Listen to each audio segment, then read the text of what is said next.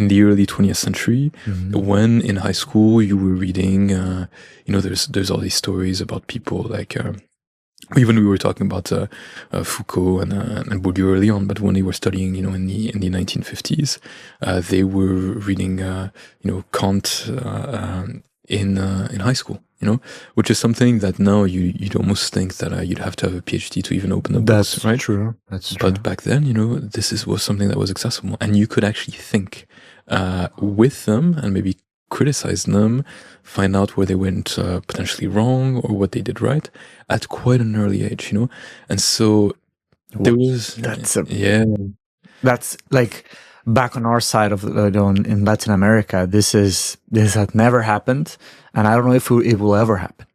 But you're telling me that there has been a delay, like going backwards in education. Like this would happen in the 20th century, and the 21st century, this is not happening. Well, yeah, because I think the specific case of France is that France is quite a slow-moving country in lots of aspects, because the state is now close to 55% of GDP, so we have lots of institutional regulations. Sometimes it's terrible, it stops us from doing the right reforms to actually get the country moving forward. But sometimes it's actually quite good, which is that we're slower to move into what I consider would be the wrong direction. Yeah, right? Dangerous directions and waters. Yeah. Yeah, exactly. And in technology, this is like it's like the anti-technology posture, because technology is all about move fast, exactly, make all the mistakes, exactly, do it again. Exactly. Yeah. And France is like, wait. Yeah. Before Exactly. we try, let's think. Exactly. Yeah. Exactly. But I think in education, this is actually quite good, because I think that the standards that were applied in up until like the 60s, 70s were way higher standards than the one that we have now. Like, this is a very contentious topics, others will say, this is only the case because education was only accessible to a small number of people before and others. But when you compare Oxford entrance exams in 1910s and you compare to them now, we're not on the same league. In one case it was a translation of Thucydides and like very advanced. These days is way easier, and these days are way easier. So I think that more people have access to education, which is a great thing. But standards are lower. The standards are lower.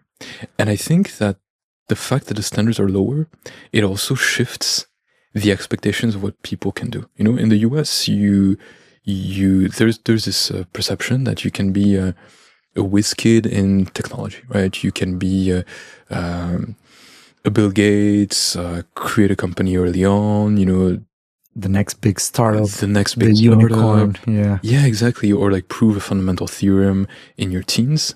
But strangely enough, this is mostly for tech. Nobody's saying, nobody is considering in the US. Excited. No one's excited about maths or physics early on. Well, I would say like in the US, they don't. They have this vision for sciences and for business, but they don't have it for the humanities. Oh yeah. Nobody will say, okay, you can be early on like the next big philosopher, or you can read Plato in Greek and make an amazing book about Plato early on. That's not even part of the discourse, right?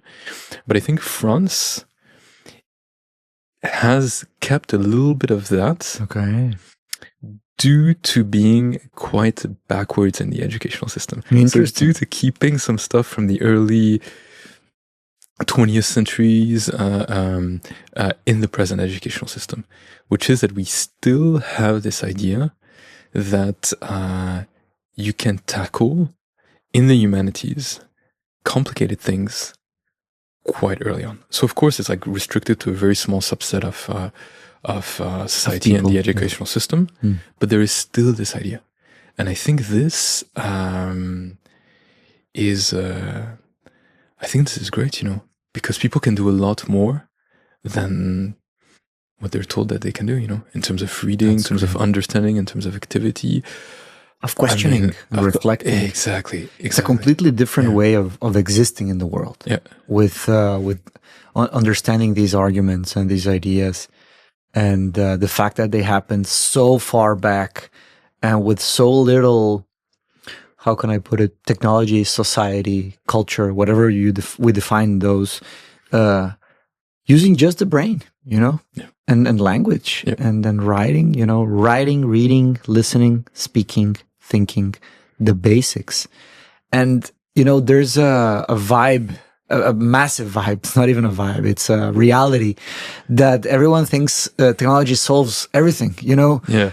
You have a problem. You just throw some tech and, Absolutely not. it's going to be all right, man. And many times it gets worse.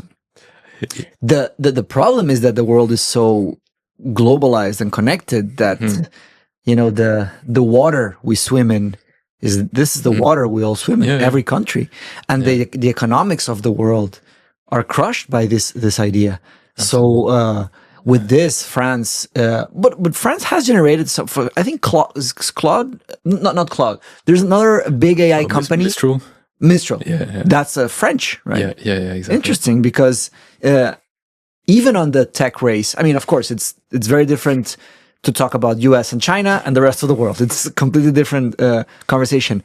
But even within those boundaries, France has made some, advancements. And this France against the robots idea, I like it. And is this?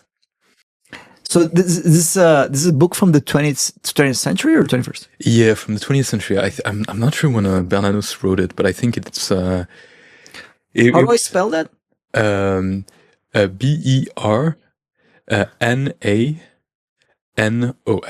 and Georges Bernanos.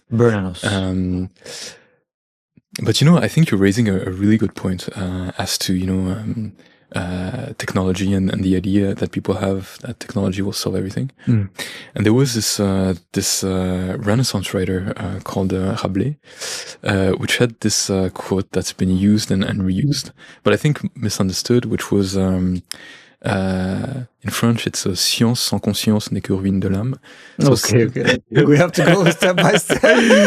So science without consciousness is the ruin of the soul. And when people think about it, wow, that's amazing. Yeah. I think it was really spot on, like 500 years ago. Science without a soul is without consciousness. Without consciousness, is the ruin of the soul. Yeah, but people typically think of it as in science without ethics. Yeah. But I think there's something much deeper than that, which is, I think that consciousness here, it should be understood as awareness, which is access consciousness instead of phenomenal consciousness. Well, there was this distinction by a philosopher called Ted Block. He divides consciousness into access consciousness, is that you are aware of the state, and phenomenal consciousness, which is the fact that you are alive, like a stream of consciousness. So you mean awareness of what we're doing? Yeah. Science. Yeah. So like access consciousness, here, which is simply, like I think there's levels of being in the world. There's a level which is very, very limited. Where you see things instrumentally with like very limited awareness of what things are. Things don't really appear. You